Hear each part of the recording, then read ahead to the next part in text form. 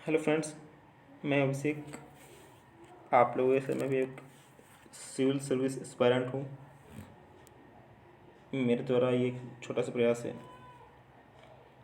तो आज मैं स्टार्ट करने जा रहा हूँ यूपीएससी प्रीवियस ईयर क्वेश्चन 2018। तो चलिए शुरू करते हैं। क्वेश्चन नंबर फर्स्ट बोल रहा है, in the federation established by the government of India act of 1935 residuary power were given to the A. Federal Legislature, B. Governor General, C. Provincial Legislature and D. Provincial Governors। आपके पास कुछ second से right answer choose करने के लिए।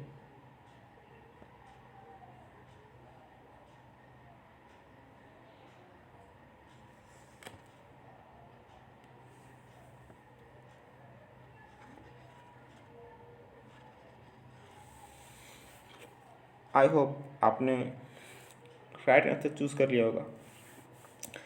Then option B is correct, governor general. चलिए बढ़ते हैं question number 2 की ओर। Consider the following statements. Aadhaar card can be used as a proof of citizenship और domicile. Second, once issued, Aadhaar number cannot be deactivated or omitted by the issuing authority. Which of the statements given above is are correct? A. One only. B. Two only. C. Both. A and two. D. Neither one nor two. Give few seconds to choose the right answer. कुछ seconds आपके पास right answer choose करने के लिए।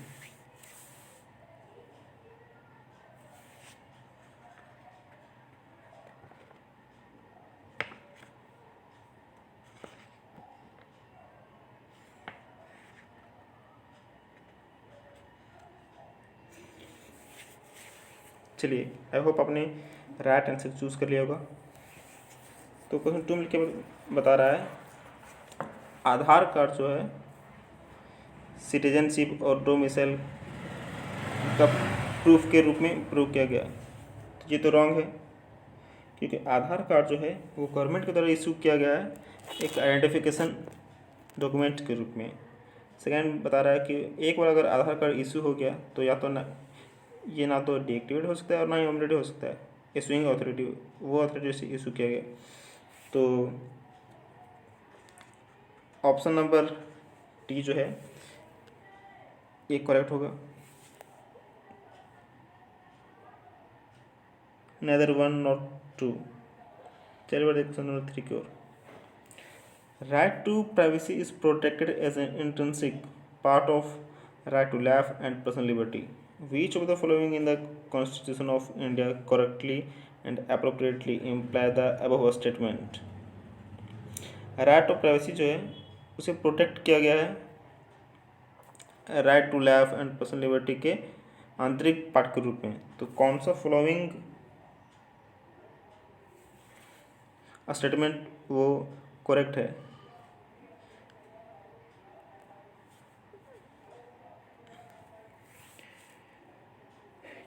A. Article 14 and the provisions under the 42nd Amendment to the Constitution.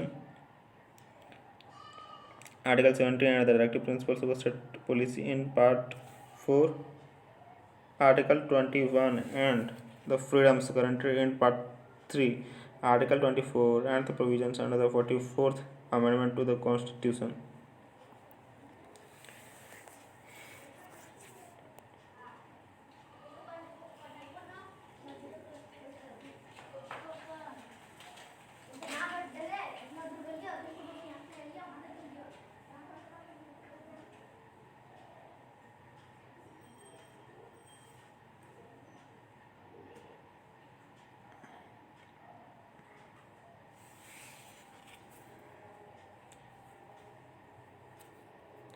I hope आपने right answer choose कर लिया होगा।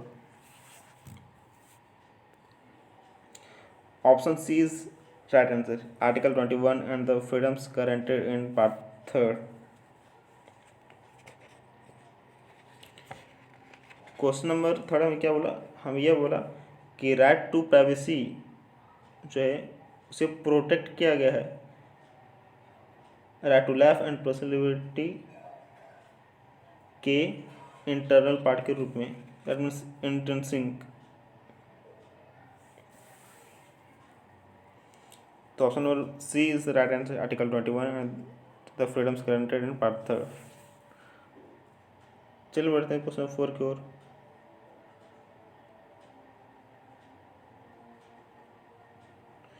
With reference to the election of the President of the India, consider the following statements. President of India के election के reference में कौन सा following statements सही माना गया है? Value of vote of each MLA varies from state to state. Second, value of the vote of MPs of Lok Sabha is more than the value of vote of MPs of the Rajya Sabha. Which of the statements given above are correct? A, 1 only, B, 2 only, C, both A and 2, D, neither 1 and 2.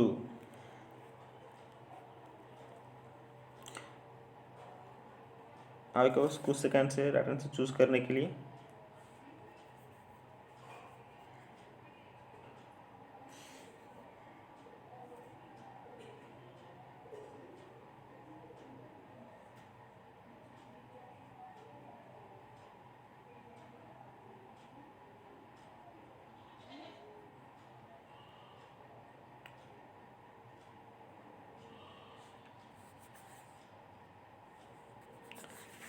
I hope आपने right answer choose कर लिया होगा।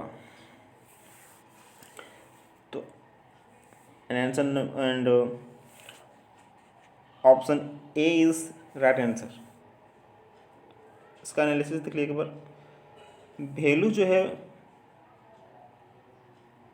Each MLA का vote का वो vary करता है state to state, मतलब अलग हर स्टेट में अपना अलग अलग कॉन्स्टिट्यूंसी है और वहाँ पे अलग एमएलए हैं। कोई वैसे कहीं मीन्स कोई एक स्पेसिफिक स्टेट या एक पार्टिकुलर एक एमएलए स्टेट है तो वहाँ पे नंबर ऑफ एमएलए वेरी करेंगे। मतलब मान लीजिए कोई एक स्टेट है, वहाँ पे 50 सीट्स है स्टेट लेजिस्लेटिव असेंबली में, और कहीं 100 या 104 है, 140 है, इस हिसाब से। एंड सेकेंड क्या बोल रहा है, वैल्यू जो है vote of MPs of Lok Sabha is more than the value of vote of MPs Rajya Sabha. मतलब कि लोकसभा का एमपी का जो वोट का वैल्यू है वो ज़्यादा है राज्यसभा का जो एमपी का वोट है उससे। तो ये तो रॉन्ग होगा। तो answer first is right. And first is कि अलग अलग स्टेट में एमएलए का वोट का वैल्यू वेरी करता है।